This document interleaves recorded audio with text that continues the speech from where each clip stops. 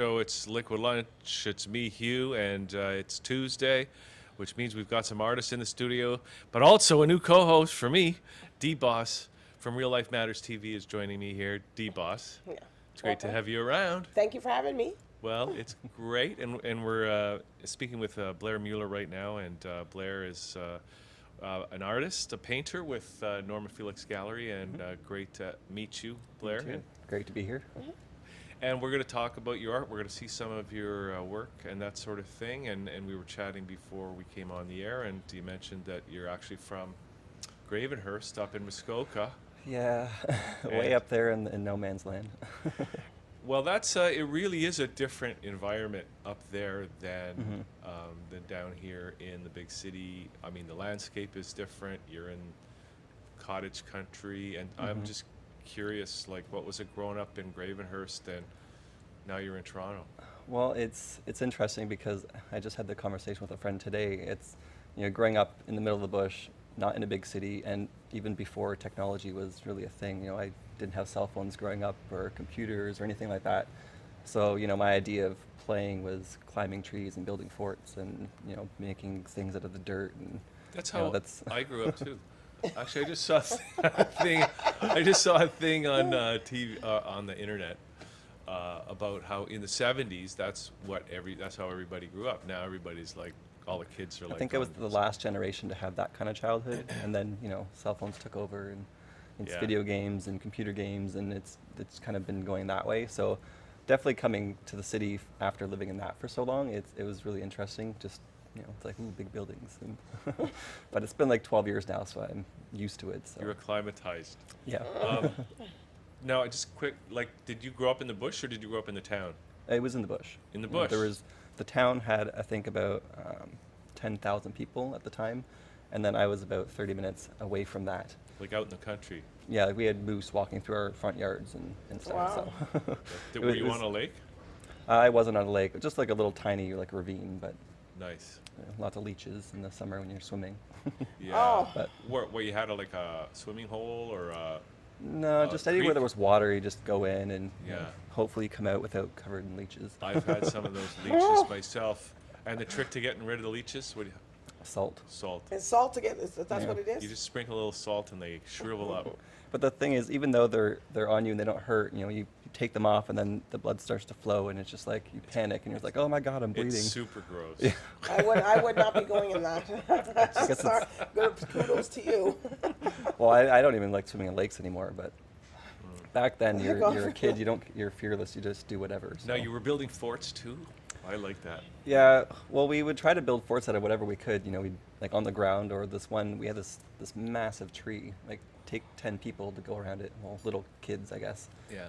And we took the old staircase out of our house that we were building, the temporary one, and we put that going off a rock up into the tree.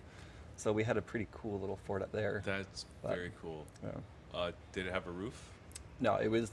We call it a fort, and for us it was like a mansion on a tree.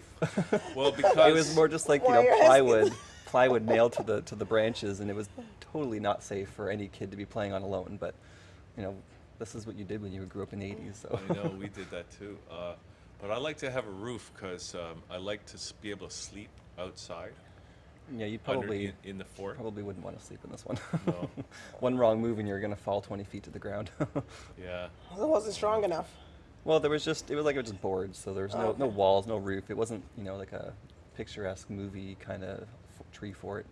It was just very much whatever you could drag up the set of stairs and nail to the tree. Yeah, that sounds like a cool idea though. Okay, so then like so you're a painter now, right? Is that right? Well, I wouldn't say I'm a painter now. I've always been painting ever since I was little. I've painted on the fridge, I painted on the walls, I painted on everything I could. I had my paints taken away from me when I was a kid because I just made too much of a mess. But it never stopped me. I was always painting. So, public school, high school, just whenever I could, I was painting. I mean, not consistently every year. There would be times where I would not paint at all for a year or two. Either you're busy or you're too cool or whatever. You start growing up, you change your interests. But one way or another, painting, it always kind of comes back. Which is kind of what happened this time. I hadn't been painting for several years because I went to film school and I was trying to get into film and theater and kind of going in that direction. But then, every once in a while you just get this itch to paint something. So every year or two I would do that, and then this time I just had this new idea or this new style that I started working on with finger painting, and it just took off and it felt good, and I enjoyed doing it. So I just been doing it for the past year in this style. So I don't know. We'll see what happens with it, but. So like, what inspires you? Like, what do you think about when you're painting? Like, do you have a mentor or something like that? Not really. No. I mean, I've been kind of a lone wolf, I guess. Like, I didn't go to art school. I didn't. I didn't study with anyone. I just, except for high school. I mean, my high school art teacher taught me a lot. But since then, it just, I've just been kind of doing what feels natural to me, what comes to me. It's usually, an idea, or sometimes I'll wake up from a dream and there's just an image in my head or something. I can feel it percolating in the back of my mind, and I don't know what it is yet. And then eventually it's just like, oh, it's a painting, and then I'll go and paint it. But more recently, I've been kind of getting more into, not so involved, but like more into like animal activism, and so that's kind of what's inspired the works that I'm doing now. And what is that, animal activism? Can you explain that to people to understand? A lot of animals in the world, they can't speak, so we have no way of knowing if they're actually okay with what we're doing with them, and I guarantee you every single one of them would say no.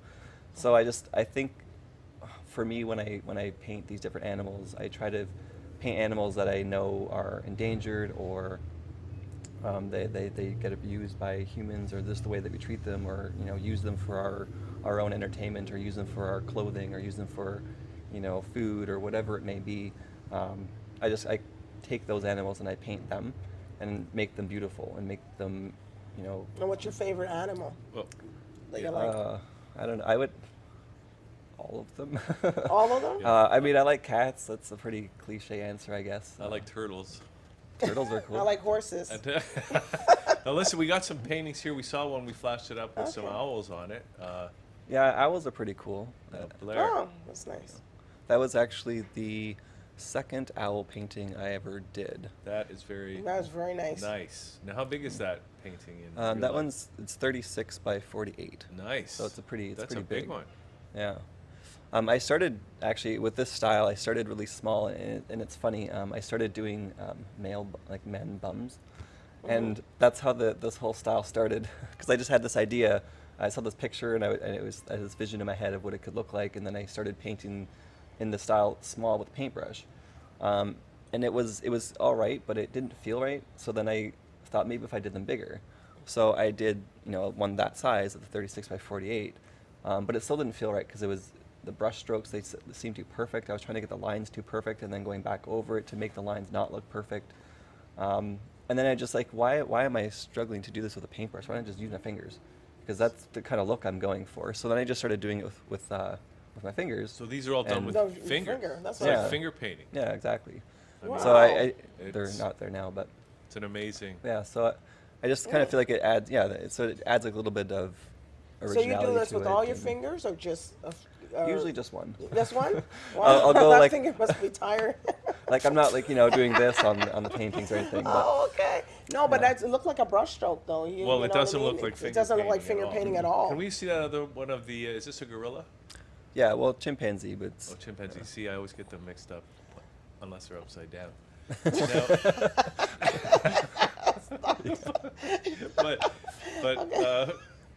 Now, did you start with a photo there? I mean, it looks very photo-like. Yeah, so that's what kind of inspires me, because I find obviously royalty-free images, so then people don't say, hey, you use my picture.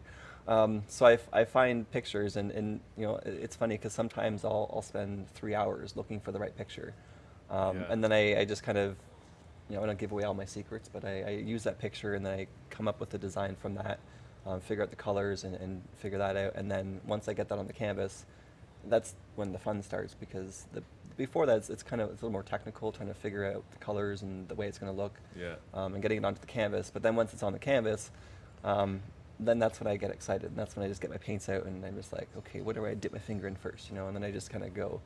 Right. So I usually end up starting with one color, and then I'll do a second color, and then I'll do the third color. But you already know what your colors you're going to use. Yeah, I plan the colors out ahead of time. Yeah. Usually it depends on what looks good. Sometimes, like I said, it takes me hours to find the right picture because I'll find one that I like the picture, and then as I start, putting my style like onto that picture, it doesn't work. It doesn't look right. The colors are off, or I'll have to, section off certain parts of the picture and tweak other parts of it first, and then tweak this part separately. The owls one, for example, the 3 owls, those are actually 3 separate owls that I put into the picture. Mm-hmm. So it's not always just like, here's the photograph, and I'm going to make it again on a canvas. So Okay, now here's one. sometimes it takes a bit of time. Yeah, this is one of my favorites, actually. Yeah, that's really nice. It's such a cute little wolf or fox. What does the fox say? I thought about calling this canvas that. Really? just out of humor, Out what of does the humor, fox yeah, say? that's why I 'Cause said it too, out of humor. Well, these paintings, are they expensive if somebody wants them, or? I guess What it do you- depends on how much money you have. Yeah. For Hugh, it's one price. For me, it's one price. Okay. I mean, for me personally, I don't make a whole lot of money, so I'm trying to make money with my art, and I have a nook that I set up where I'm selling some like handmade stuff. So for me, I would think they're kind of expensive, but I mean, for somebody who collects art and is used to spending money on art, I mean, they may not find them expensive at all. So they're anywhere ranging from $1,500 to $2,500. So it depends Okay. on the size. 1,500 to 2,500 for the so, painting? yeah. Okay. So I base you- them you all so to avoid obviously picking Yeah. prices that I think are relevant to a canvas that I like more. I just do all the pricing based on like linear inch. In that Okay. way, because they're all the same style. They all take roughly the same amount of time to make. Except for some I might find a picture in Ooh, an I like hour. this. Some I might take 3 hours, but Deep- still. D-Boss likes this one. I like this one, this tiger. What is it? I like that. The red, I love it. Yeah, I like this one a lot too. I like all of it. It looks. What is he in the bushes or what's it? Yeah, just lying down by the grass. Wow, that's very nice. So what would a price of that be? A type of painting like that? How much would that cost? And how big is it? This Yeah. one here, it's 24 by 30, no, 24 by 48. And I believe this one, it's in the middle, it's 2,100. Yeah. So this is these are big paintings. So they're very. I mean, I like the fact that they're big like that. Yeah, I would 'cause it love to makes more see of an these impact, in person. yeah. Yeah. Well, and that's the thing. When I decided to make them bigger, I mean, I would go even bigger if I could. Well, I mean, there's nothing stopping me from it, but it's just when you're using your fingers, it's hard to do any kind of detail when it's really small. I tried, like I said, I started doing like smaller ones, and it's fine with a paintbrush because you can get a really fine paintbrush and you can put in a lot of detail. But once you get your fat fingers in there, it's just like there's only so much you can do in a small space. So it's like you gotta expand the canvas, and then you can just really go nuts. And over the evolution of these paintings, you started learning, like for that tiger one there, like the grass. It's like using like the back of your Back of your nails hand.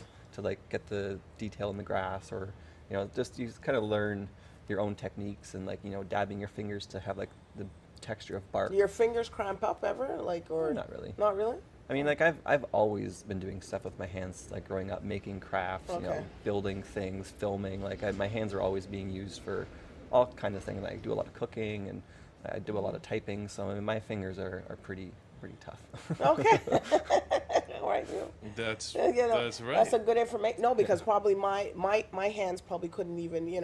I type a lot too, but doing that for a long period, I Well, probably. you'd have a problem with your fingernails too. Oh yeah. I have to cut my nails short because if you get your nails too long, sometimes it interferes with some of the techniques that I have. Oh, okay. Plus, you get So- paint underneath them. Yeah. Well, yeah. I'm not really too concerned about that. But yeah, no, it's just sometimes, yeah, I have to stop painting and wash my hands and cut my fingernails because I'm trying to do something specific, but then every time I move my fingers, like the nail Is that oil digs in. paint and, though? Oil. It's all acrylic. Oh, acrylic. Okay. Although I thought about using oil because sometimes it dries too quickly, like on my fingers. So I have to like wash my hands a lot when I'm painting because it'll build up on my finger. Then it doesn't have like a smooth stroke anymore. It okay. starts getting like clumpy, and Yeah. I don't know if clumpy's a word. But So you have to just keep wiping your hands off, kind of stuff. yeah, or Them like off. I scrape them on the edge of the paint can. So Is it water it's- soluble acrylic? Yeah, it's usually it's water based. Okay. All right. Do we have any more that we can look at? That's it. We got no more to look at. But Well, I wasn't looking at the screen the whole time, so I'm not sure well, exactly. we had the owls. all we of the ones that had were up there. But. No, there he is. the There he chimp. is. Yours truly. Oh, okay. There's a That looks picture like of a me. photograph. You know you'd have that up there. Yeah, there's a lot more on my website though. I've got about I don't even know, like 25 different paintings. Some of them are fan art. Like I do Yeah, what's fan the art of website? like just my name, BlairMueller.com. So if So you we're go gonna- there, you can maybe see. we can pull up some other ones here, but of Yeah, course there's- people You're there's go on all there. kinds Twitter. of- Are you on? You're on Facebook. Yeah, I have a Facebook page where I post some, behind the scenes stuff, pictures when I'm in the process of painting. Instagram? Instagram, yeah, Instagram, Okay, so I Facebook, can and find them Twitter. on those The places, three yeah. places you can mostly find me. So. Now, what do you think your is there a direction that you're headed, or do you think, or say I 5 keep- years down the road, what do you think you'll be doing? I keep thinking about that as well, and I try to think ahead what's going to happen, but one of the things that I know is certain is that nothing is for sure. So I would love to be somewhat semi-known. People see a painting, be like, oh hey, I know who painted that. I mean, if it happens, that would be awesome. If it doesn't, then just continue on and do what I'm doing, because I'm always doing something new. Yeah, in the 5 years with this, like I would definitely like to have the paintings, be sold, use them for auctions, put them up for animal charity organizations, like stuff like that. That sounds like it might be an actual, That's real really good. Yeah. place where you could Well, help the cause and help your art at the same time, and people can enjoy the works as well. Well, and that's something that kind of evolved as I started painting. I realized, I have these paintings, they're piling up in my apartment studio here, and it's like, what am I doing with them? I mean, I need to do something with them. So every painting that I sell, yeah, see, that's one of the Wow. ones that I started with, the man bums. Actually, I have to comment on that.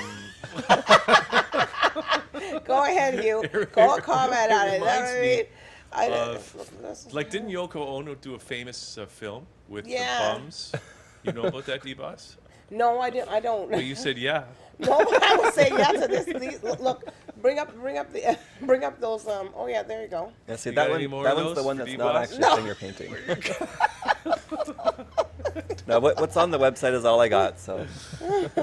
No, but there's Oh a my famous movie that's apparently they show in film class now about Well, they didn't show it in my film class. that Yoko Oh, look at Ono the did. Titanic. You're missing all the ones. Yeah, that- some of them are film Oh. based. Yeah, there's a couple couple R-rated ones.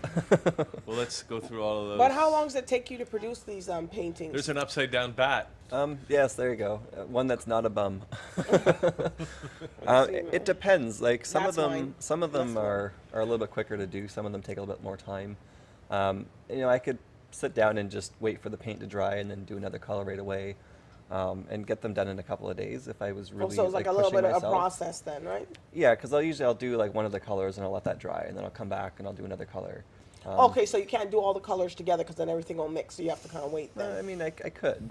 But Okay. For some of them, like the one that you saw there for Titanic, for example, the sunset. Like I did the red and the yellow at the same time because I wanted to be able to blend it and make it look a little bit more like a sunset. Okay. So it really depends on what it is. Like for the zebra, for example, I definitely want to make sure that the white dried before I put the black. So Okay. that way the lines of the zebra are really nice and clean. Otherwise they would mix together, and then you got to touch them up, and then those little details sometimes make it just take a little bit extra. Or for the Siberian tiger or the lion, the whiskers, you want to wait for everything's dry to get the whiskers on there, so Okay. nice and clean and sharp. So it really just depends on what it is. I just kind of go by feel as I'm doing it. Okay. So All right. Well. Now, are you working on anything right now in particular? Do you have a canvas on the go? not at the moment. I just finished. Which one did I just finish? I just finished the Scream fan art one. So I just took that off my easel a couple of days ago. So And what is it? it's just some fan art of Drew Barrymore and the Scream ghost mask. It's actually a picture of the reflection of the mask in the window where she's behind the glass and he's outside. That's cool. It That's looked- scary. It turned out pretty well on the canvas. So you can kind of tell that what scene it's from. So Yeah. but yeah, so that's the one I just finished working on. So I've got a couple more like Evil Dead. I want to do like with him in the hand, when hands all infected. Like I'm a big horror guy, so all of my fan art is usually horror related. Well, see, that's a whole other genre than what I these know are, it's right? yeah. I mean the style that I'm doing it kind of lends itself to a lot of different things. Like You you had could. like the self portrait there, and it looks like you can still get a lot of detail in it. It looks like a picture. You can Right. recognize the person's face.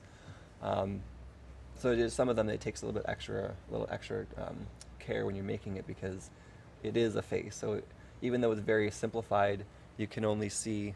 Yeah, I do some Oh, yeah, there you drawings go. there as well. These are There's just some sketches that I used to do. like these are pencil sketches, are they? Yeah, well, I mean graphite, but yeah, Graphite. pencils. So that's that's not using your finger. That's just No, these are just pencil drawings. okay. All right. No, if I did those with my finger, then I would be some kind of alien. Do you But there's believe in okay. aliens? Oh my God, he hesitated. I mean, the universe is a very, Waited a little very. too long there, Blair. The universe is a very question. very You know what large I mean? place. We can't even fathom how big it really is. So, I mean, I know. there's something out there. It can't just be us. I mean, that's just too weird. Like, Now, I'm just curious. So you're doing all this stuff, and do you ever think about? Because I'm not from Toronto either. I'm from a smaller town. But do you ever think about going back to the country at some You- point? I do actually. When I grew up there, I could not wait to get out. Yeah. I moved out of my parents' house when I was 16 to get into town, and then I moved to Toronto when I was 20, and I'm 32 now. So 12 years later, I can definitely understand why people like going back there, Yeah. and it's nice to just kind of get away and relax. And I just like connecting to the trees and nature and just being in that kind of environment. Yeah. I mean, I still love Toronto. I still like being here, and I don't see myself leaving the city anytime in the immediate future. But when I get older, I would like to maybe find a place that is a little bit more quiet, where I can go out to my yard and not have to look at a building that's right here. I can Yeah.